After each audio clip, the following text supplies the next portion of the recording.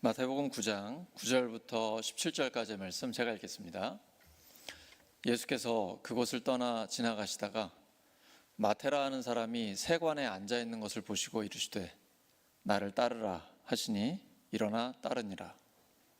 예수께서 마태의 집에서 앉아 음식을 잡수실 때 많은 세리와 죄인들이 와서 예수와 그의 제자들과 함께 앉았더니 바리새인들이 보고 그의 제자들에게 이르되 어찌하여 너희 선생은 세리와 죄인들과 함께 잡수시느냐? 예수께서 들으시고 이르시되 건강한 자에게는 의사가 쓸데없고 병든 자에게라야 쓸데있느니라. 너희는 가서 내가 긍휼을 원하고 제사를 원하지 아니하노라 하신 뜻이 무엇인지 배우라. 나는 의인을 부르러 온 것이 아니요 죄인을 부르러 왔노라 하시니라. 그때 요한의 제자들이 예수께 나와 이르되 우리와 바리새인들은 금식하는데 어찌하여 당신의 제자들은 금식하지 아니하나이까?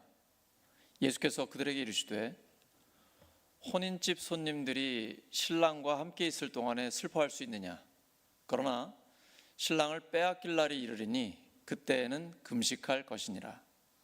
생배 조각을 낡은 옷에 붙이는 자가 없나니 이는 기운 것이 그 옷을 당기어 헤어짐이 더하게 되며 새 포도주를 낡은 가죽 부대에 넣지 아니하나니 그렇게 하면 부대가 터져 포도주도 쏟아지고 부대도 버리게 됨이라.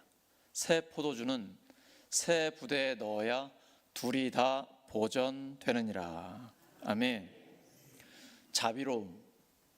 자비로움이라는 제목으로 하나님 말씀 전하겠습니다. 예수님이 길을 가시다가 세관에 앉아있는 세리 마태를 만나셨습니다. 그때 당시의 세리라고 하면 우리 일제시대에 친일파 하면 감이 딱 오실 거예요. 일본을 등에 업고 동족의 피를 빨아먹은 사람, 로마를 등에 업고 동족에게서 세금을 걷어가지고 더 많이 걷어서 세금을 로마 정부에 보내고 자기가 착복해요. 부자가 되는 거죠. 돈은 많은데 친구가 없어요. 사람들이 손가락질합니다. 같이 밥도 안 먹으려고 해요. 세리 하면 사회적 지탄의 대상입니다. 왕따예요. 손가락질 당합니다. 근데 예수님이 나를 따르라고 하세요. 원래 이 신약 성경은 고대 그리스어로 기록이 되어 있거든요. 보면 현재 시제 명령이에요. 그 말은 나를 따르라. 한 번만 따르는 게 아니고 평생 계속해서 예수님을 따르라는 거예요. 예수님의 제자면 굉장히 똑똑하고 품위 있고 인격적으로나 도덕적으로나 사회적으로나 흠잡을 데 하나 없는 그런 사람일 것 같지 않습니까? 근데 예수님은 지금 사람들이 손가락질하는 세리를 부르신 거예요. 그리고 그 마태가 예수님의 제자가 됐고 우리가 지금 읽고 있는 마태복음을 기록했죠. 세상에 예수님의 제자가 될 수 없는 사람이 있을까요? 아무도 없습니다.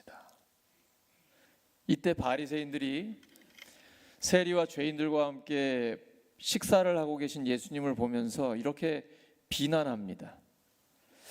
예수님은 왜 세리와 죄인들과 함께 밥을 먹습니까? 유유상종이라고, 동류의 법칙이죠. 예수님도 저런 죄인들 아닙니까? 바리새인들을 이해하셔야 됩니다.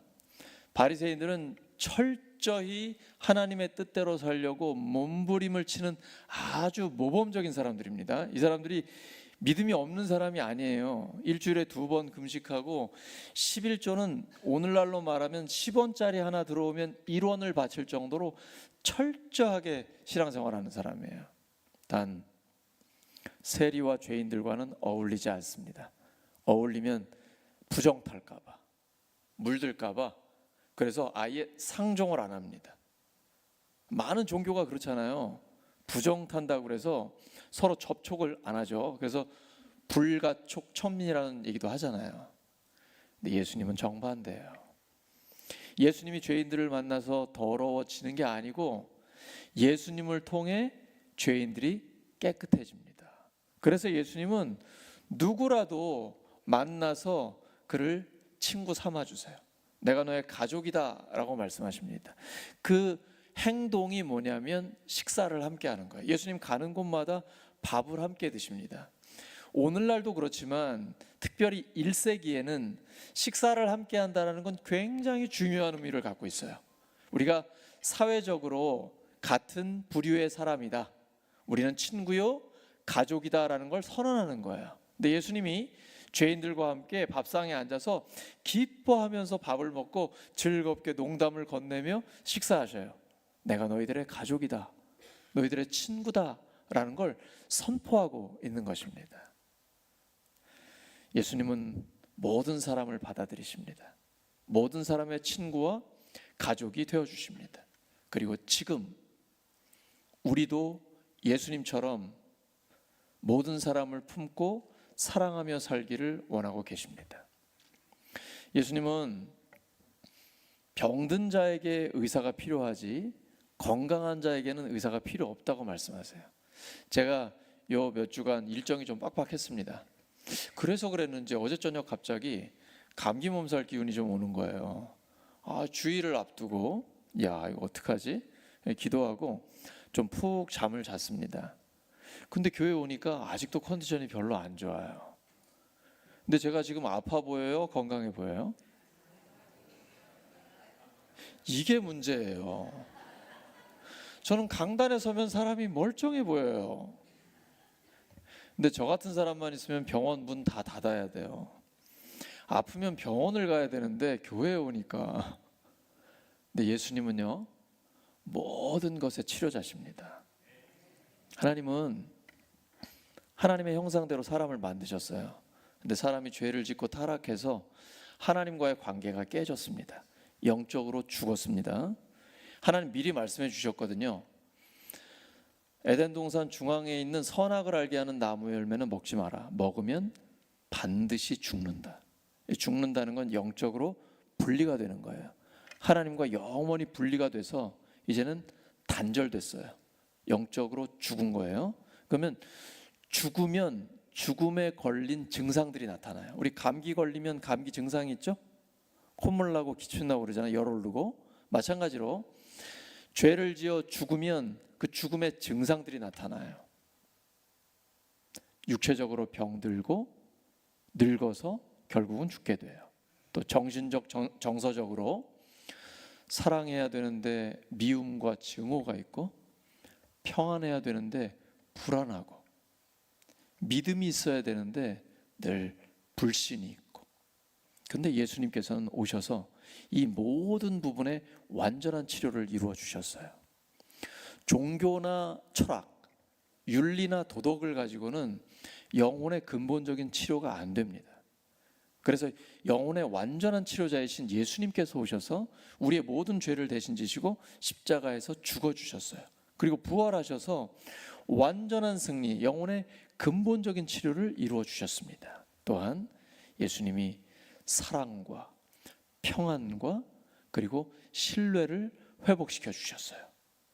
예수님이 채찍에 맞으심으로 우리가 나음을 입었습니다. 병든 자, 육체적으로 질병든 자도 하나님께서 고쳐주시는 거예요. 예수님의 핵심 사역은 세 가지입니다. Teaching, Preaching, Healing이에요. 하나님 나라의 법을 가르치세요. 그리고 복음을 선포하세요. 치유의 역사를 일으켜 주십니다. 예수님이 그 사역을 교회에 맡겨주셨어요. 그러니까 교회는 그 사역을 하는 거예요. 세상의 법을 가르치지 않고 하나님 나라의 법을 가르칩니다.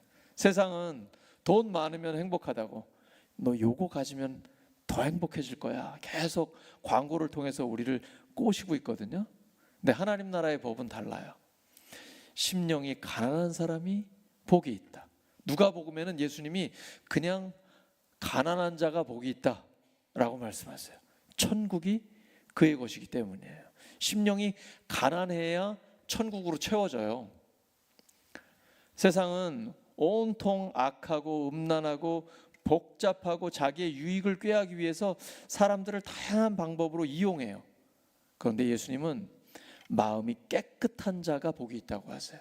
마음이 청결하면 하나님을 볼 수 있다는 거예요. 세상은 온통 어떻게든 편안하게 살라는 거예요. 돈 많이 벌고 노후 준비해가지고 더 편안하게 살라고 얘기해요. 근데 예수님은 평화를 만드는 사람이 복이 있다고 하세요. 평화를 만들려면 희생해야 됩니다. 섬겨야 됩니다. 이렇게 하나님 나라의 법을 가르치는 거예요. 그리고 예수님의 죽으심과 부활의 복음을 선포합니다. 복음은 설득이 아닙니다. 언제 예수님 봤다고 예수님을 믿겠어요? 예수님의 부활이 믿어지세요? 오늘 우리 규민이랑 주원이가 여기 왔는데 저는 정말 신기한 거예요. 어떻게 저 나이에 예수님의 부활이 믿어질까? 저는 안 믿어지더라고요. 도저히 못 믿겠어. 어떻게 죽은 사람이 다시 살아나요? 뻥을 쳐도 유분수지. 장례식 가서 죽은 사람 살아나는 걸 본 적이 없어요. 근데 믿어져요. 하나님이 저를 찾아오셨어요. 제가 워낙 믿음이 없으니까 아예 그냥 하나님이 저를 찾아오시더라고요. 그래가지고 예수님이 부활하셨다는 걸 믿어지게 해주셨어요. 그러니까 안 믿을 재간이 없는 거예요. 예수님은 우리를 위해 죽으시고 부활하셨습니다. 여러분은 그게 믿어지시죠? 이게 사람 힘으로 되겠어요? 우리가 공부한다고 되겠습니까? 돌을 닦는다고 되겠어요? 오직 성령의 역사입니다. 성령이 우리에게 감동을 주시면 예수님의 죽으심과 부활이 믿어집니다. 이 예수님의 죽으심과 부활의 복음을 믿으면 구원받습니다. 혹시 이게 안 믿어집니까? 아직 구원받지 못했습니다. 믿어지게 해주시라고 주님 앞에 기도하셔야 돼요. 그러면 하나님은 살아계시기 때문에 믿어지게 해주십니다. 오래 믿는다고 잘 믿는 게 아니에요. 오늘 교회 처음 나오셨어도 지금 예수님을 믿으면 구원받은 거예요. 예수님을 마음에 영접하고 내가 예수님을 믿습니다 라고 하면 바로 그 순간부터 하나님의 자녀가 됩니다. 지금 죽어도 천국입니다. 이 복음은 모든 믿는 자에게 구원을 주시는 하나님의 능력이 됩니다. 그리고 세 번째가 치료예요. 교회, 목장, 가정, 개인에게는 계속 치료의 역사가 나타나게 되어 있습니다. 근데 이 치료는 예수님처럼 긍휼히 여겨야 돼요. 자비로워야 돼요. 너무 율법적 잣대를 가지고 당신 왜 이걸 못해? 이렇게 해야지. 해라. 하지 마라. 이런 식으로 하면 사람이 정죄감을 받게 돼요. 하나님이 주시는 구원의 그 기쁨을 맛볼 수가 없어요. 교회를 다녀도 예수님을 믿어도 자꾸 자책감, 죄책감 여기에 시달려요. 요한 1서 1장 9절이죠. 만일 우리가 우리의 죄를 자백하면 하나님 앞에 죄를 고백하면 그는 미쁘시고, 미쁘다는 건 신용이 100%라는 거예요. 의로우사 우리의 죄를 사하시며 모든 불의에서 우리를 깨끗하게 해주십니다. 예수님의 십자가의 그 귀한 피로 우리를 깨끗하게 해주셨습니다. 이 확신을 갖고 계셔야 돼요. 죄 용서의 확신을 가지고 있어야 됩니다. 그러면 영혼의 치유가 근본적으로 일어나게 되고 정신적, 정서적으로 사랑과 평안과 신뢰가 회복이 되고 또한 우리 안에 육체적인 질병도 치료되는 역사가 나타나게 됩니다.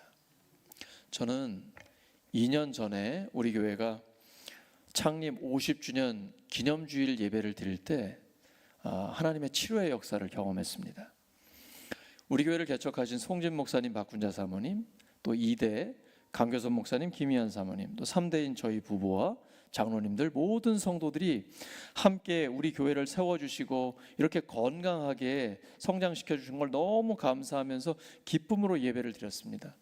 많은 성도들이 눈물을 흘리며 함께 기뻐하고 교회가 치유와 회복이 일어나는 것을 제가 경험했어요. 그리고 그때부터 기도했습니다. 하나님, 창립 기념 주일이 되면 이런 아름다운 교회의 모습을 하나님께서 이루어 주시옵소서. 간절히 하나님 앞에 기도했어요. 어제 저녁에 기도 응답 받았습니다. 제가 강교선 목사님, 김희한 사모님 이번 창립 기념 주일에 와주시라고 초대를 했거든요. 기도하시고 여러 가지 좀 상황들을 정리하신 뒤에 어제 저녁에 저한테 연락이 왔어요. 창립 기념 주일에 오시겠다고요. 그래서 제가 격려사를 부탁드렸고 우리 송진 목사님께는 축사를 부탁을 드렸습니다. 하나님이 우리 교회를 세우신 목적은 여기에 있습니다. 복음으로 하나가 돼서 많은 사람들을 치유하고 회복시키는 거예요. 영혼을 구원을 하는 것이 하나님께서 우리에게 맡겨주신 놀라운 사명입니다. 긍휼히 여기는 자가 복이 있습니다. 하나님은 지금 우리가 긍휼을 베풀기를 원하십니다. 로마서 5장 8절입니다. 여러분 읽으십니다. 시작. 우리가 아직 죄인 되었을 때에 그리스도께서 우리를 위하여 죽으심으로 하나님께서 우리에 대한 자기의 사랑을 확증하셨느니라. 종교 생활을 잘하는 열심히 하는 바리새인들은 예수님을 비난합니다. 왜 죄인들과 함께 밥을 먹느냐? 왜 죄인들의 친구가 됐느냐? 근데 예수님은 우리가 아직 죄인 되었을 때 우리를 위해서 죽어주셨습니다. 우리한테 죄 짓는 사람 있죠. 잘못하는 사람 있잖아요. 근데 그 사람을 예수님의 마음을 가지고 용서해 주라는 거예요. 예수님은 예수님을 십자가에 못 박은 사람들을 향해서 첫 번째 했던 기도가 용서의 기도예요. 아버지, 저들을 용서해 주세요. 몰라서 저러는 겁니다. 그들이 예수님을 알았다면 그렇게 했겠습니까? 하나님, 혹시 알고도 그랬다 할지라도 하나님 용서해 주세요. 우리는 이제 이렇게 기도하는 거죠. 예수님께서 우리가 아직 죄인 되었을 때 우리를 위해서 죽어주신 것처럼 우리 또한 교회에서, 목장에서, 가정에서, 우리의 삶의 자리에서 우리한테 죄 짓는 사람, 우리한테 잘못한 사람을 진심으로 용서할 수 있기를 바랍니다. 근데 이게 잘 안 되잖아요. 그러니까 기도하는 거예요. 하나님, 제 성질 머리로는 안 됩니다. 저는 도저히 용서가 안 됩니다. 사랑은 꿈도 꾸지 못하겠습니다. 하나님께서 저에게 진심으로 용서할 수 있는 마음을 주시옵소서. 진심으로 사랑하게 해 주시옵소서. 그러면 하나님이 나를 변화시켜 주십니다. 기도할 때 진심으로 용서하게 해 주시고 진심으로 사랑하게 해 주십니다. 그러면 치유가 내 안에 일어나는 겁니다. 용서받는 그 사람도 좋지만 용서를 하는 사람이 먼저 진정 자유함을 누리게 되는 거예요. 주는 영이시니 주의 영이 계신 곳에는 자유가 있습니다. 우리가 주님으로 모시는 예수님은 지금 예수님의 영, 성령으로 우리와 함께 계십니다. 성령님이 계신 곳에는 자유가 있습니다. 용서를 안 하면 자유를 누리지 못합니다. 진심으로 용서하면 거기에 참된 자유가 이루어지게 되는 것입니다. 그걸 통해서 십자가의 죽으심으로 하나님이 우리를 사랑하신다는 것을 확증해 주셨어요. 확실히 증명해 주셨어요. 그러니까 나한테 죄를 짓는 사람을 내가 용서하면 내가 죽어야 되는 거거든요. 내가 죽어야 용서가 됩니다. 내가 죽을 때 내가 그 사람을 사랑한다는 걸 확실히 증명할 수 있는 거예요. 하나님이 우리에게 사랑을 증명해 주신 것처럼 우리 또한 교회와 목장에서, 가정과 직장에서, 학교에서 그러한 우리의 사랑을 증명할 수 있기를 바랍니다. 하나님이 우리를 도와주십니다. 이러한 긍휼을 통해서 진짜 친구가 만들어집니다. 마태복음 11장 19절 세 번역입니다. 시작. 인자는 와서 먹기도 하고 마시기도 하니 그들이 말하기를 보아라, 저 사람은 마구 먹어대는 자요 포도주를 마시는 자요 세리와 죄인의 친구다 한다. 그러나 지혜는 그 한 일로 옳다는 것이 입증되었다. 인자가 누구예요? 예수님을 가리켜요. 예수님은 와서 먹기도 하고 마시기도 하셨습니다. 그랬더니 예수님을 비난하는 자들이 보아라, 저 사람은 마구 먹어대는 자요. 아마 맛있게 잘 드셨나 봐요. 포도주를 마시는 자요. 세리와 죄인의 친구다 한다. 포도주를 마신다. 이건 물론 비난하는 사람들이 하는 얘기예요. 근데 그 앞부분을 보면 인자, 예수님은 와서 먹기도 하고 마시기도 하셨어요. 술 먹고 담배 피는 거는 구원의 문제가 아닙니다. 제가 부여에 있을 때 저희 집사님 한 분이 알코올 중독 형제를 전도를 했어요. 그래가지고 제가 그분 환영하는 의미에서 식당에 함께 갔습니다. 식탁에는 소주 한 병과 콜라 한 병이 놓여 있었습니다. 저는 그 형제에게 소주를 따라주고 그 형제는 저에게 콜라를 따라주는 거죠. 그리고 건강을 위하여. 그리고 그 형제는 우리 교회를 잘 나왔습니다. 근데 예배 시간이 그 형제에게 너무 긴 거예요. 예배가 끝나면 나무 그늘에 서가지고 맛있게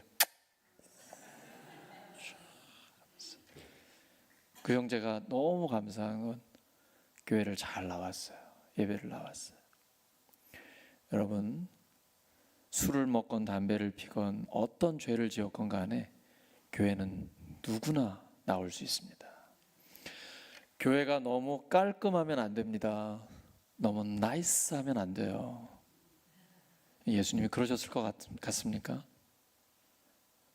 예수님은 그들의 친구가 되어줬습니다. 특별히 교회와 목장이 그러해야 합니다. 그냥 술 먹는 사람도, 담배를 피는 사람도, 사회적으로 어려운 사람도, 또 다른 교회에서는 불편해하는 사람도 그냥 우리 교회에 오면 편안함을 느끼고 친구가 되고 가족이 되면 그게 교회 아니겠습니까? 예수님이 베드로가 신앙 고백을 했을 때 이 반석 위에 내 교회를 세운다고 말씀하셨습니다. 교회는 예수님의 교회인데 예수님이 꿈꾸시는 교회는 이런 교회입니다. 누구든지 와서 치료받고 회복되고 위로받고 격려받고 구원받는 바로 그곳이 교회입니다. 아, 이제 술 많이 먹어도 되겠구나. 담배 많이 피워도 되겠네. 혹시 그렇게 생각하시는 분 계세요? 지 목사님이 저랑 이제 술, 담배 이야기를 하다가 명언을 남겼습니다. 지유한 목사님, 우리 교회 부목사님이죠. 술 먹고 담배 펴도 천국에 갈 수 있습니다. 그런데 좀 일찍 갈 수 있습니다.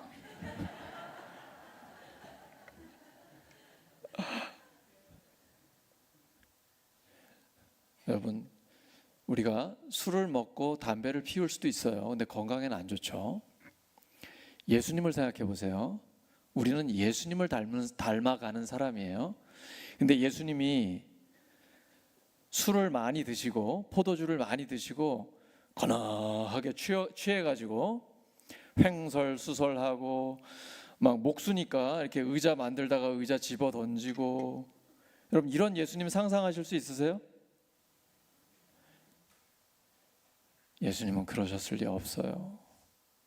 설령 그 죄인들의 친구가 되기 위해서 포도주를 건네고 함께 포도주를 마셨다 할지라도 예수님은 늘 말짱한 정신으로 그들을 상담해 주시고 그들을 치료하고 구원하시는 데 초점이 맞춰져 있지 않겠습니까?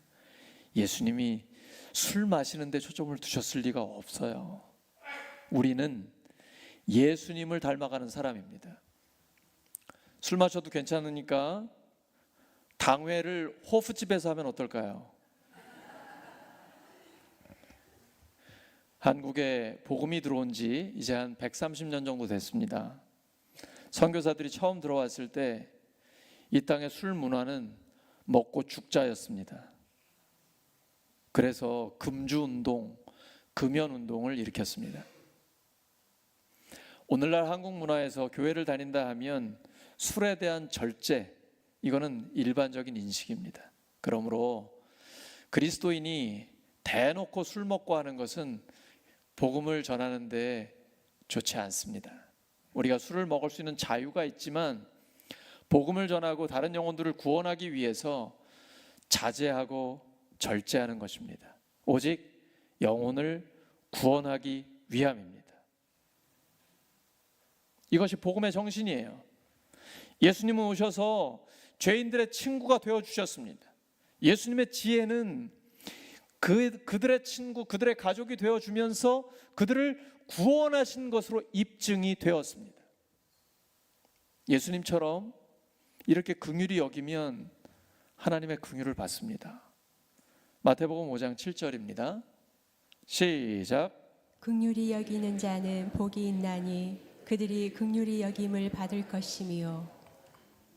반대로 비판하면 어떻게 될까요? 비판을 받습니다. 우리 교회가 참 좋잖아요. 행복하잖아요. 그 이유는 하나님의 은혜가 충만하기 때문이에요. 서로가 서로를 긍휼히 여기고 불쌍히 여기고 위로하고 격려하고 그렇기 때문에 좋은 거예요. 비판하고 정죄하면 날카로워지는데 그 비판이 결국은 자기에게 돌아오게 됩니다. 우리 많이 하는 비유 있잖아요. 이렇게 비판을 하면 상대에게는 손가락 하나가 가지만 나한테는 몇 개가 와요? 3개가 와요. 근데 내가 긍휼히 여기고 품어주면 그러면 나도 용납받고 용서받고 하나가 될 수 있는 것입니다. 이때 세례 요한의 제자들이 예수님께 와가지고 질문을 던져요. 세례 요한의 제자들은 그때 에세네파 소속이에요. 철저한 금욕주의자들입니다. 세례 요한의 제자들, 바리새인들, 제자들 금식하거든요. 근데 예수님의 제자들은 보면 항상 예수님이랑 맛있는 거 많이 먹어. 아니 우리는 이렇게 금식을 하는데 왜 예수님의 제자들은 금식 기도를 안 합니까? 예수님께서 결혼식에 갔는데 신랑이 여기 있는데 거기서 금식하면 될까요? 안 될까요? 그런 사람이 어디 있어요. 결혼식에 가서 신랑이랑 함께 축하해 주면서 피로연 음식을 맛있게 먹는 거, 이게 진짜 축하해 주는 거죠. 하지만 신랑을 잃어버렸다. 그럼 함께 슬퍼하는 거죠. 그때 금식하는 거죠. 새 포도주는 새 부대에 담아야 돼요. 그렇지 않으면 새 포도주를 낡은 부대에 담게 되면 부대도 터지고 포도주도 다 버리게 됩니다. 남들이 한다고 다 따라하면 안 됩니다. 하나님께서 울산 성결교회에 지금 주시는 하나님의 뜻이 있어요. 그 하나님의 뜻에 순종하면 하나님의 역사를 계속해서 경험하게 됩니다. 새 포도주는 새 부대에 담아야 합니다. 하나님은 지금 우리가 긍휼히 여기기를 바라십니다. 남편을 불쌍히 여기시기 바랍니다. 아내를 불쌍히 여기시기 바랍니다. 날 만나서 참 고생 많이 했다고, 그래도 내 곁에 늘 있어줘서 너무 고맙다고. 자녀를 불쌍히 여기시기 바랍니다. 공부하라고 닥달하지 마세요. 그 애들도 다 생각이 있어요. 지금 최선을 다하는 거예요. 열심히 공부하다가 어떻게 잠깐 스마트폰을 잡으면 엄마는 그때 나를 보냐고. 제 아내가 그래요. 살림이라는 게 아무리 열심히 해도 표가 안 나잖아요. 근데 안 하면 금방 표가 나요. 그러니까 제 아내가 하루 종일 열심히 청소하고 빨래하고 막 하다가 잠깐 누웠는데 어떻게 그때 제가 딱 들어가요. 여러분, 남편과 아내, 부모님, 자녀를 불쌍히 여기시기 바랍니다. 성도와 성도를 긍휼히 여기시기 바라요. 그러면 서로가 서로에게 큰 힘과 격려가 됩니다. 사랑하는 우리 울산교회 성도 여러분, 하나님은 지금 우리가 긍휼히 여기기를 원하십니다. 긍휼을 베풀기를 원하십니다. 그 긍휼을 통해 치료와 회복이 일어납니다. 이 긍휼을 통해 진정한 친구가 됩니다. 그리스도 안에서 형제 자매요 하나님의 가족이 됩니다. 긍휼히 여기는 자는 긍휼히 여김을 받게 됩니다. 이러한 하나님의 긍휼, 하나님의 은혜가 넘치는 우리 교회가 되기를 예수 그리스도 이름으로 축원합니다. 이 시간 말씀 기억하면서 하나님 앞에 간절히 기도해 주시고, 또한 장규민 학생이 세례를 받게 되는데 세례 예식을 위해서 하나님 앞에 간절히 축복하며 기도해 주시기 바랍니다. 하나님 아버지 감사합니다. 주님 도우셔서 말씀 주시니 감사합니다.